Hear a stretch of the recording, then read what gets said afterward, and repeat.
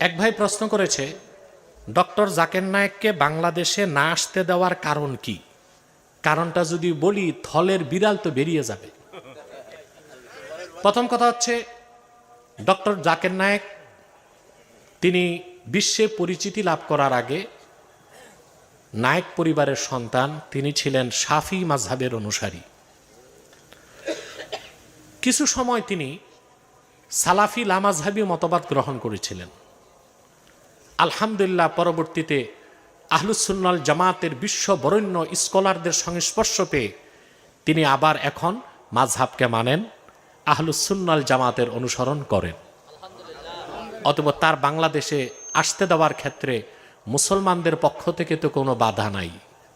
প্রশ্ন হচ্ছে, বাধা দেয় কে? প্রশ্ন আসে না? জাকির নায়েক তার জন্মভূমি ভারত থেকে বিতাড়িত বলবো না, এই শব্দটা নিব না, সেখানে অবাঞ্ছিত, সেখানে থাকে মালয়েশিয়া। সেখান থেকে পৃথিবীর বিভিন্ন জায়গায় তিনি লেকচার দিয়ে থাকেন। কিন্তু আপনি জানেন তাকে ভারত থেকে কেন বের করে দেওয়া হয়েছে? বাংলাদেশের হোলি আর্টিজানে একটা হামলা হয়েছিল, জানেন না? হোলি আর্টিজানে কারা হামলা করছে এখন পর্যন্ত আমাদের কাছে ধোঁয়াশা। কারণ বিগত 16 বছরে এমন জুলুম হয়েছে, রাজনৈতিক প্রতিপক্ষদেরকে জঙ্গি তকমা দিয়ে হত্যা করা হয়েছে, হয় নাই? রাজনৈতিক প্রতিপক্ষ তাকে জঙ্গি তকমা দিয়ে হত্যা করা হয়েছে। তো হোলি আর্টিজানে হামলা কারা করছে তা আমরা জানি না। যারা হামলায় অংশগ্রহণ করছে সব বাংলাদেশের ভার্সিটির ছাত্র ছিল। সেখানে সেই ঘটনায় দায়ী করা হলো জাকির নায়েককে। চিন্তা করেন, একেই মনে হয় বলা হয় উদুর পিণ্ডি বুদুর ঘাড়ে। তারপরে হিন্দুত্ববাদী উগ্র মালাউন সরকার ইন্ডিয়া ওয়ারেন্ট জারি করছে, তিনি সেফ এক্সিট, ভারত থেকে সরে গেছেন, মালয়েশিয়ায় আছেন।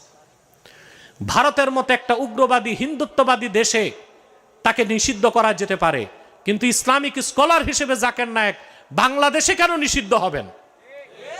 বাংলাদেশে আসতে কেন বাধা দেওয়া হবে? তাহলে বোঝা যাচ্ছে 5ই আগস্টের আগেও ওই সরকার যেমন ভারতের সাথে দালালির সম্পর্ক ছিল, বর্তমানে যারা আছে তাদেরও দালালির সম্পর্ক আছে।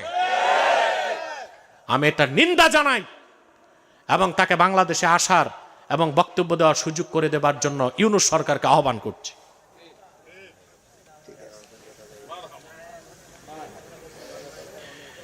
এক ভাই প্রশ্ন করেছেন, কবরস্থানের মধ্যে সুপারি গাছ লাগানো যাবে কিনা? সমস্যা নাই, কিন্তু শিকড় যেন বড় না হয়।